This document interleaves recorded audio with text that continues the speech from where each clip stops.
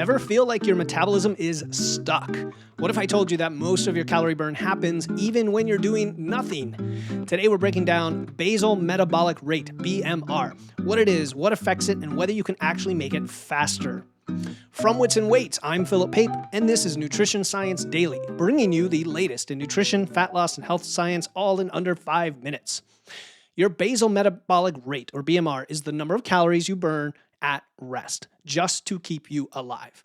It accounts for 60 to 70% of your total daily energy expenditure, meaning it is the biggest factor in your metabolism. The question, though, is can you increase your BMR and burn more calories without doing extra cardio or changing your diet? Let's find out. What is it? What is BMR? Why does it matter? Well, it's the energy needed to keep your heart beating, your lungs breathing, your cells functioning. It's the minimum number of calories you burn even if you stayed in bed all day. A higher BMR means you burn more calories automatically, which can help with fat loss and body composition. It's something that everybody wonders, can I jack this thing up so I can eat more food and lose weight more easily? But we have to understand what determines how high or low it is. So let's talk about the biggest factors. Muscle mass is probably the biggest impact that I'll call controllable without gaining or losing a bunch of weight. Muscle is metabolically active, meaning the more you have, the more you burn at rest, much more so than fat mass.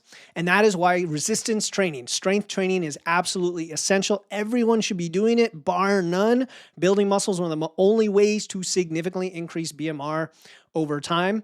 And it's not as massive as you think, but the cascade effects of having more muscle, like being able to actually carry more weight around and be able to lift harder and move more, it all kind of cascades into the other aspects of your metabolism beyond BMR, but it almost looks like you have a higher BMR because you have the extra muscle mass.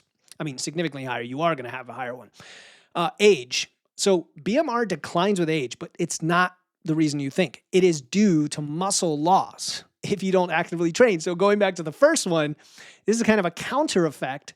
If you're going to lose muscle, your BMR is going to drop as well. So while the other people, their BMRs are dropping like a cliff, you could at least maintain or increase yours by building strength, by strength training. So it's even more important as you get older.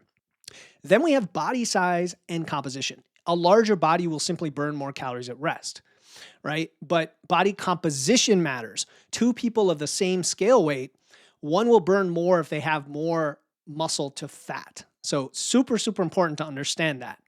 Then we have gender. Men typically have a higher BMR, but it's simply because they have more muscle mass. Women have about 10% higher fat mass just genetically, or just, based on the differences between the genders.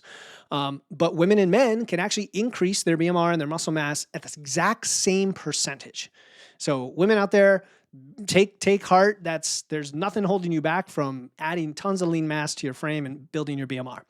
And then the last thing that affects BMR is genetics and hormones.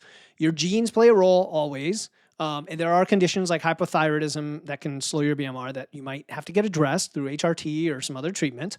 That said, your lifestyle and training are going to matter far more than these things. Again, unless you have an anomalous issue going on, but even your genetics are not a thing that will hold you back. Lifestyle can definitely make a massive difference.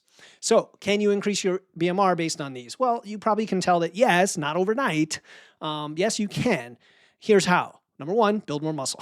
Lift weights. Add muscle. When you add muscle, you tend to gain weight and you end up being leaner at a higher body weight. And so having that extra body weight will also burn more calories. Number two, eat more protein. Protein helps you preserve and build muscle mass. So it also has a higher thermic effect, which we're going to talk about on tomorrow's episode. And so these all go hand in hand. Number three, avoid extreme dieting always. If you starve yourself, if you use a crash diet, your body's going to adapt. You're going to have a much lower BMR. And you're probably going to lose muscle. So again, it compounds. Always use a moderate calorie deficit along with strength training. That is the key. Number four, stay active. Have an active lifestyle, even outside the gym. This doesn't mean running. In fact, running is usually not a great thing for most people unless you are adapted to it and trained in it, and it is a sport and you take it seriously. Other than that, walking, the occasional sprinting, a little bit of kind of low intensity cardio like biking is great, and just stay active. Keep that energy flux high. And then, of course, the last thing, but definitely not least, prioritize sleep and recovery. Poor sleep will lower your metabolism because of the hormonal response. Your body clamps down. You store more visceral fat in your belly.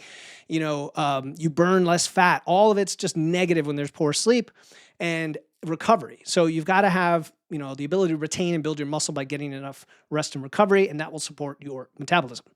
So your BMR, it's not set in stone. It's not fixed. It is influenced by your muscle mass, your diet, your movement, your lifestyle, and your body mass.